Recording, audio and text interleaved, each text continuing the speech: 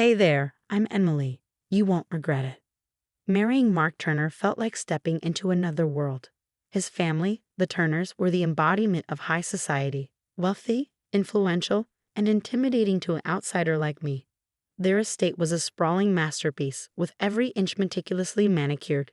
Each room was a testament to their fortune. Walking through those halls, I felt like a character in a movie. It was breathtaking, but at the same time, overwhelming. In the beginning, I was so optimistic, naively believing that love would be enough. But the Turners had their own way of doing things, a set of unspoken rules that everyone seemed to know, except me. Mark's older brother, David, was the ringleader. He had a talent for making you feel small without ever raising his voice. "So, Emily, quite a change from where you grew up, huh?" he said, his voice thick with condescension, his eyes scanning me as if I were some exhibit on display. I laughed it off, trying to stay composed. Every day's an adventure, David, just trying to keep up. Then there were the dinners, where every word felt like a test and every silence was loaded. Mrs. Turner, with her piercing gaze, never failed to remind me of my humble origins. "It's so brave of you, Emily, to step into our world. Not everyone can adapt to such refinement." I was determined not to let them get to me. I wanted to prove I was more than just the girl from the wrong side of the tracks, the one who'd somehow snagged the good son of a wealthy family. When I found out I was pregnant, I thought maybe, just maybe, this baby would be the bridge between me and the Turners. Maybe it would soften them, make them see me as part of the family. When I told Mark, his face lit up like I'd handed him the world. "We're going to have a baby, Em. Can you believe it? You're going to be an amazing mom." I held on to that hope, thinking this child could change everything. But life has a funny way of turning things upside down. Instead of bringing the family closer, my pregnancy seemed to ignite tensions that had been simmering just beneath the surface. The Turners, always obsessed with wealth and inheritance, saw the baby as a threat to their carefully maintained balance of power. David's hostility grew more obvious. At first, it was subtle. A cutting remark, a backhanded compliment. "A baby, huh? Guess Dad's going to have to rethink the will." "Congratulations, Emily," he said once, his smile not reaching his eyes. The tension in the house became unbearable. It felt like living among vultures, circling, waiting for something to happen. And then, one day, it did. Mark was stuck at work, and I was left alone with Mrs. Turner and David. The air was thick with unspoken anger. It all started over something trivial. I'd moved a vase to dust around it, but it quickly spiraled out of control. "You think you can just come in here and change everything?" David's voice was cold, his eyes burning with anger. "I was just cleaning, David. I didn't mean to upset anyone," I replied, trying to stay calm. "Cleaning or snooping? We know your game, Emily. You're just a gold digger, trying to secure your child's future at our expense," Mrs. Turner added, her words dripping with disdain. I felt trapped, the opulent walls closing in around me. "That's not true. I love Mark, and this baby, our baby, is a blessing," I said, my voice shaking. And then, in a flash of rage, David stepped forward and pushed me. I fell hard, pain shooting through me as I hit the ground.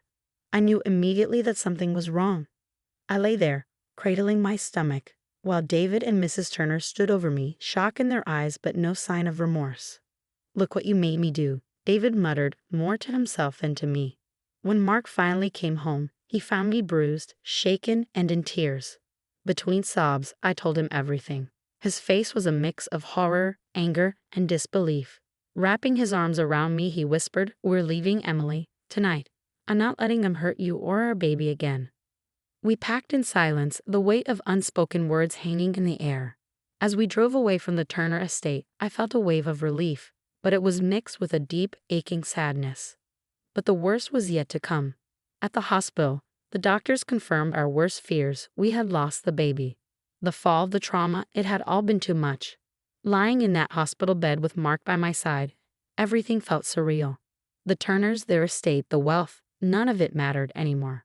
All I could think about was the baby we lost, the future we had imagined, gone in an instant. Leaving the Turner estate was like stepping out of a storm into an uncertain calm.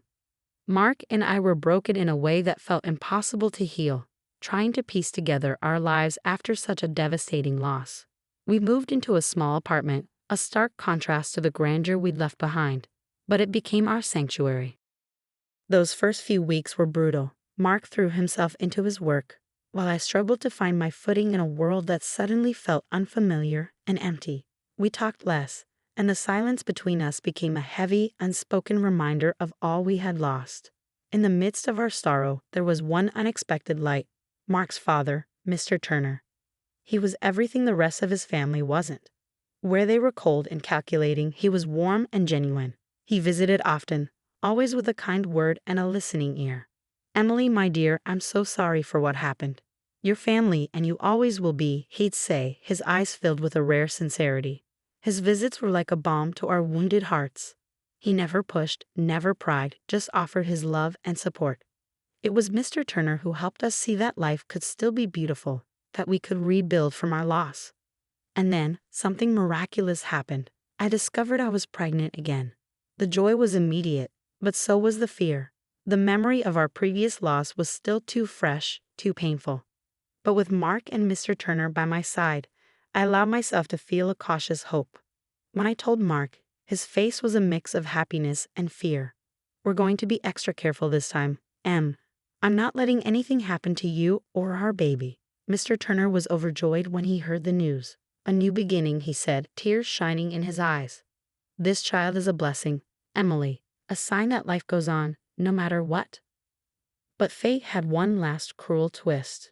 Just when things were starting to look up, we received the news that Mr. Turner had passed away unexpectedly. The shock hit us hard. He had been our rock, our safe harbor in a storm that was his family. His death left us reeling. The brief period of mourning that followed was quickly overshadowed by the palpable greed of the rest of the Turner family. It was as if vultures were circling, waiting to see what they could claim from Mr. Turner's legacy. As Mark and I grieved the loss of a truly good man, it became clear that the battle for the Turner inheritance was just beginning. But in that moment, all I could think about was the baby growing inside me, a fragile symbol of hope in a time of darkness. After Mr. Turner's passing, the atmosphere within the Turner family shifted.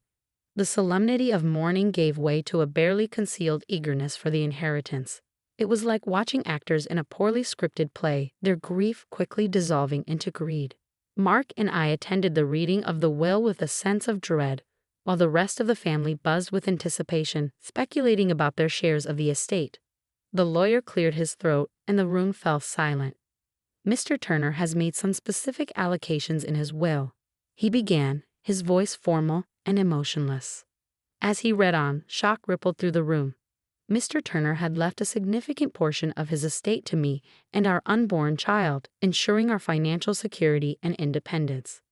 David's face twisted with disbelief and fury. "This can't be right. He's leaving money to her and her child?" His voice dripped with venom. Mrs. Turner was equally stunned. "But that's our inheritance. How could he do this?" The lawyer, unfazed by their outbursts, continued. "Mr. Turner was very clear in his intentions. He wanted to ensure that Emily and her child were well taken care of." I sat there, stunned and deeply humbled by Mr. Turner's foresight and kindness.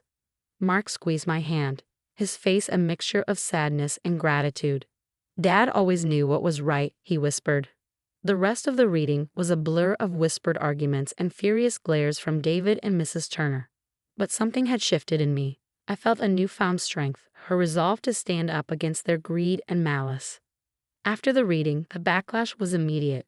David cornered me, his face flushed with rage. "You manipulated my father," he spat. I met his gaze, calm and unwavering. "I did no such thing," I replied, my voice steady. "Your father was a kind man who saw what was happening in his own house." Mrs. Turner opened her mouth to interject, but Mark stepped in firmly. "Enough. Dad made his choice, and we will respect it. Emily and our child deserve this." As we left the lawyer's office, the weight of the Turner family's animosity hung heavily on our shoulders. But there was also a sense of liberation. We were no longer bound to their toxic world. That day marked a turning point for me. I was no longer the outsider trying to fit in. I was a mother-to-be, a woman with a newfound purpose, ready to protect my family against whatever the Turners might throw our way. The birth of my son was the beginning of a new chapter. After so much pain and loss, holding him in my arms felt like heaven had been handed to me. His tiny fingers and soft cries were symbols of hope. a future that finally looked bright. Mark was an incredible father, his love and support unwavering. We named our son Ethan, a name that meant strong and enduring. It suited him, and it suited us, a family that had weathered the storm and emerged stronger. Meanwhile, the Turner family's world began to crumble. The inheritance, or lack thereof, hit them hard. David, consumed by greed and anger, found himself entangled in legal troubles.